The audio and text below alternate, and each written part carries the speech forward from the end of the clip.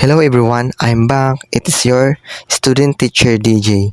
So now, let's talk about how to find the value of linear equation.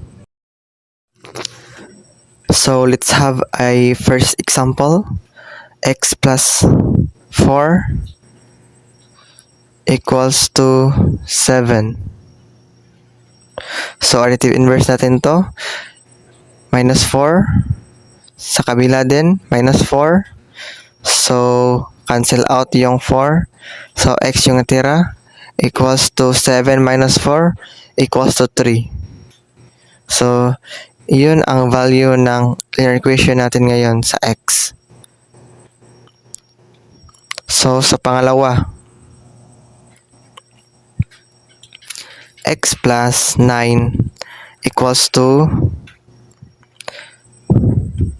15.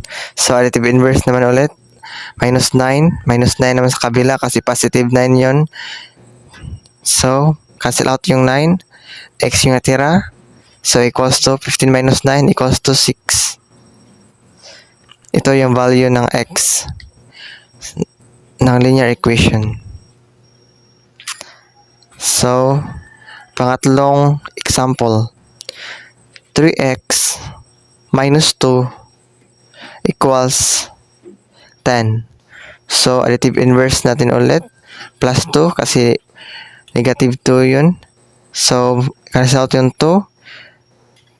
So, plus 10 plus 2 equals 12. 3x yung natira sa kabila. So, equals. So, divide natin yan ng 3. So, cancel out yung 3.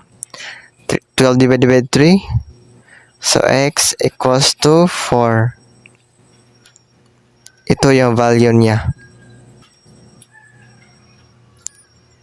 So, sa ikaapat na halimbawa, 6 plus x equals to 13. So, additive inverse natin, minus 6. Minus 6 naman sa kabila. So, cancel out natin ang 6. X yung natira equals 13 minus 6 equals to 7. So, ang value ng halimbawa sa 4 is 7. So, dito naman tayo sa ikalimang halimbawa. N minus 8 equals to 7. So, plus 8, additive inverse. Plus 8 naman sa kabila. Cancel out yung 8. N yung natira equals to 7 plus 8 equals to 15. So, ang value ng N is 15. So, yun lang lahat. Salamat po.